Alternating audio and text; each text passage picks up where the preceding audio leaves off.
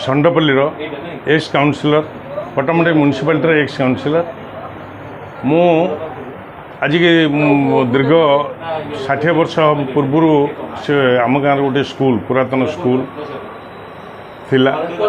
तादरे आम पाठशाठ पढ़ुलु बहुत पिला आम से मनुष्य होकिन जाइचु किंतु आज से स्कूल टी गवर्नमेंट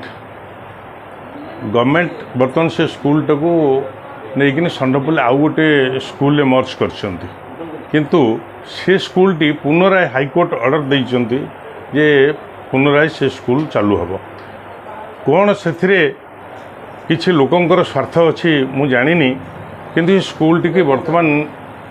दैनिक एक व्यक्ति जाई भांगी नष्टभ्रष्ट कर देइछ एवं से आसबास पत्र सब बिक्री कर देइछ किंतु प्रधान शिक्षयित्री पाखे जो ताला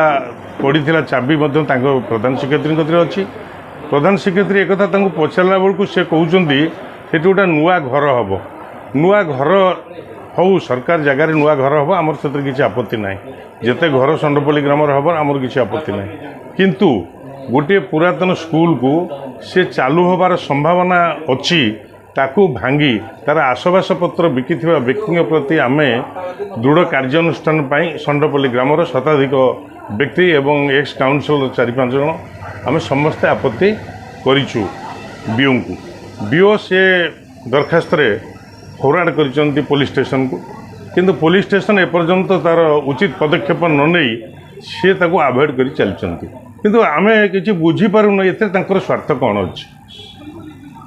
तेणु आम आज एसडीपीओ को देखा करूँ एसडीपीओ कहते मुझे उचित न्याय देवी कहीं सरकार जिनस को से भांगी बिकिले मु तार उचित न्याय देवी आपण आईएएस पचारुची से कौन बुझी तार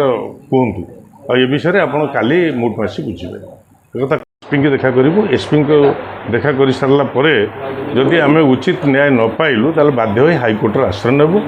आउ रास्ताघाट अवरोध कर बसबू आम से जिनिस बाहर को दबुनी किंतु से स्कूल पुनराय केमी चालू हम ग्रामवासी मानकर से चिंताधारा अच्छी जे केमी से स्कूल पुनराय चालू हम।